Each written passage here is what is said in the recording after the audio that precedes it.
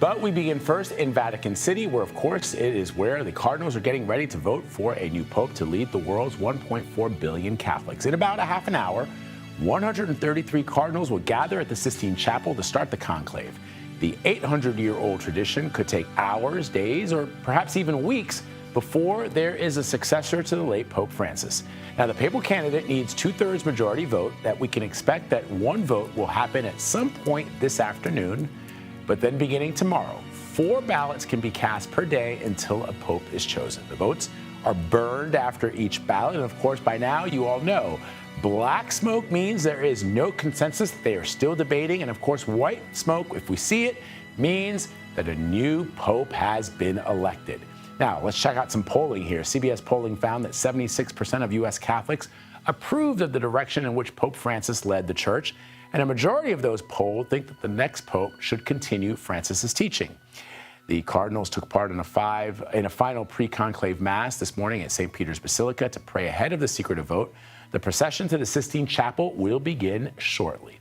CBS News senior foreign correspondent Seth Doane is live in Rome for us this morning, and he joins me now to talk about what we can expect. So, Seth, I just broke down a little bit of the 800-year-old tradition. I heard one guest this morning call it one of the oldest democratic traditions in the world. But give us a sense of the timeline of today and what happens if there isn't a pope by this evening. You mentioned the timeline, Vlad. I actually went up to Viterbo, which is about an hour and 15-minute drive north of Rome. Went up there on Monday to see the first conclave back in the 1200s. That lasted 1,006 days, nearly 3 years. It's where we get that word conclave, with key, to close the door. That's why the cardinals are sequestered in the Sistine Chapel, because back in Viterbo, when they were trying to choose a pope, they couldn't reach a decision. The townspeople who were tasked with feeding them got tired of it. They started rationing the food. They locked the door, and eventually they even took the roof of the palazzo off to let the elements in, to try to say, okay, guys, let's hurry this up. Now, of course, in modern day, that it is nowhere near that long. I was speaking with John Allen, who's one of the great Vaticanists, one of the great Vatican watchers, and he has been doing the math. He says in the last 10 conclaves, the average number of votes it takes to get to a pope, it was 6.8. So you mentioned the first vote is expected this afternoon. Then there are 4 every day, 2 before lunch, 2 after lunch every day after. So if you do the math, that means we could have a pope by the end of the week. And, Vlad, just of note, it seems that we hear that the Cardinals want to have a relatively quick conclave. They don't want things going into the weekend and having people on television, people like us, saying, wow, look at the divided church. They want to show unity. They want to choose a successor and move forward. Yes, because the church has never been divided. I love that little bit of history, Seth. That was really, really interesting. I had no idea. I know you're a history buff. I know, and wow, that really wowed me. That was great. That was a great color.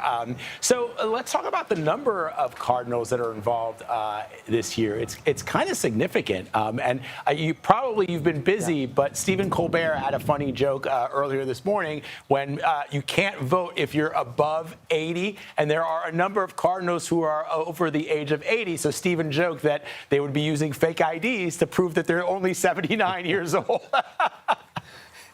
Yes, I was actually on set with Nora and with Tony as they were playing the eye opener, so I had seen them, and all 3 of us laughed. It's great. Yeah, you're exactly right. If you're over 80, you can't vote. There are 252 cardinals in the world, but only those under 80 can vote. So that's 135, but 2 or 6, so 133 will be voting in this conclave, and that's a significantly larger number than have ever voted in the conclave, so the process could be a little bit longer. And it's also the most geographically diverse. They hail from 70 different countries. As you'll remember from our coverage and from conversations we've had, Pope Francis really made an effort to select geographic diverse cardinals from geographically diverse areas to try to have someone from Mongolia, someone from Tonga, someone from Haiti, and that's all represented in these folks who will be voting starting today. Seth, before I let you go, there was some reporting, I believe in the New York Times, that indicated some of those popes that are from places that have not traditionally seen cardinals, like Haiti, like Laos, like Mali, that it was reported that some of those cardinals, upon arriving to Vatican City, to Rome, were sort of missing. I'm using air quotes. Any reporting on that? Not that I have, no. But yeah, it has really been a get-to-know-you process. You know, there have been these dozen meetings, these general congregation meetings leading up where the official church business is discussed. But I've been told by Vatican watchers a lot of the real king-making happens on the sidelines. They're over steaming bowls of pasta and glasses of wine where you say, how about this guy? How about that guy? I love it. I love it. It's incredibly dramatic, and I'm so happy that you're there to cover it for us, Seth, as always, my friend. Thank you very much. Thanks, Vlad. All right, I want to bring in Reverend Monsignor Richard B. Hilgartner to talk about this. He's an election process expert and a pastor at the Archdiocese of Baltimore. Father, thanks so much for being with us. My pleasure. Thanks, Vlad. So, as we pointed out, we're just minutes from the start of today's proceedings. Seth gave a little bit of color as to what the Cardinals are doing in these final moments before the conclave gets underway. What more can you add to that? Well, they've had plenty of time over the last 10 days. The days of mourning were also the days of these general congregations. And as Seth said, a lot of the real conversations happen over meals and the sidebar conversations at the coffee bar.